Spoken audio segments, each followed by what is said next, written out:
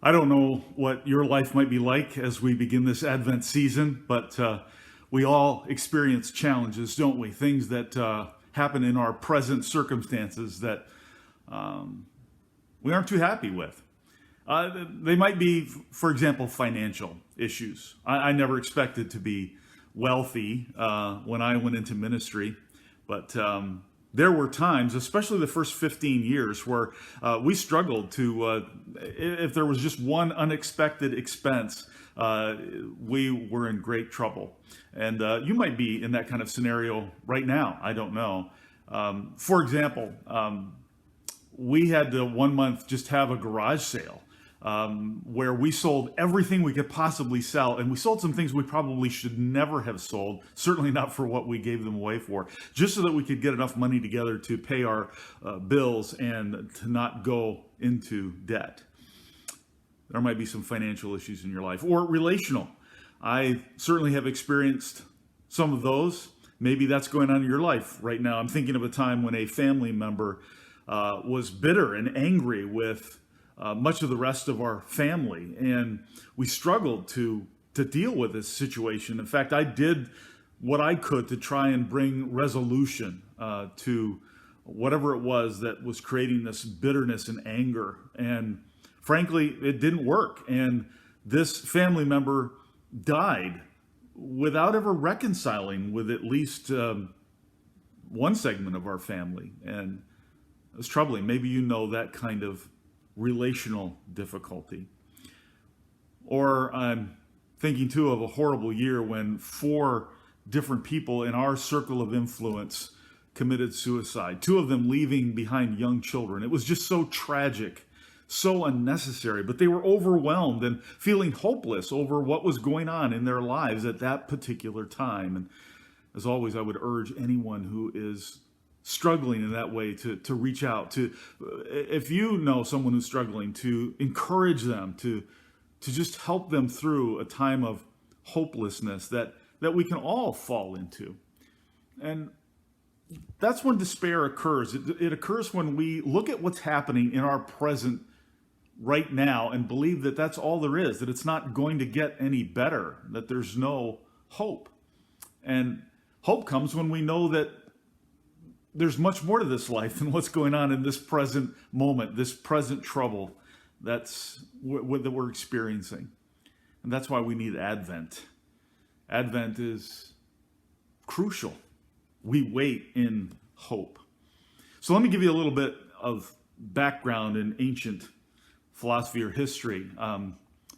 Centuries and centuries ago, if you were an observant Israelite, one whose trust was in the Lord, you knew there was more to life than what was happening. And throughout Israel's history, that was a very necessary belief because they struggled mightily. Whether their homeland was being destroyed, the temple, their houses, they were being taken into captivity, slaves to other foreign nations.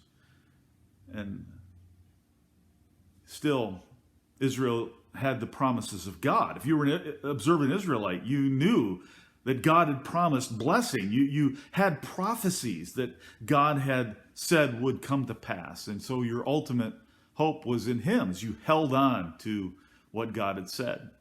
But if you weren't an Israelite, you had no such hope. There were no prophecies for you. There were no promises of God for you. There were no blessing outside of the borders of Israel. But that all changed with Jesus. Just thinking of when Mary and Joseph brought the baby to the temple. And there they met old Simeon. Simeon, he's been waiting and waiting because he'd received this prophecy, this promise that he would not die until he had seen the consolation, the promised one that his people have been waiting for centuries. And Luke chapter 2 records what old Simeon said as he took the baby Jesus in his arms. And verse 30 says, "My eyes have seen your salvation, which you have prepared in the sight of all nations, a light for revelation to the Gentiles and the glory of your people Israel." So this child was hope. And not just for the Jews who had been waiting. This child was for hope, a hope for all other people as well. And the Gentiles certainly needed some hope. They needed some light to banish their despair.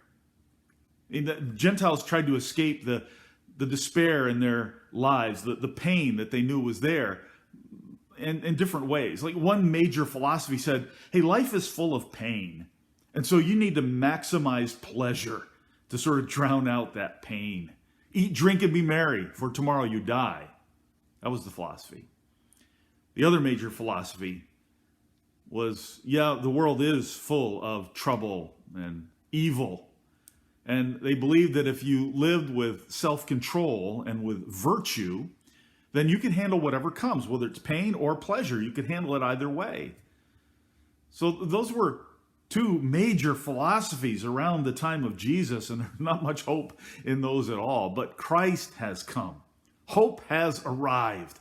The advent of our God, the consolation of Israel, a light of revelation to the Gentiles, and as the angels announced to the shepherds, good news for all the people, even those outside the borders of Israel. And that's who the Gentiles are, everyone who's not a Jew. So if you're not a Jew, you're a Gentile, and the light of revelation has come in Christ.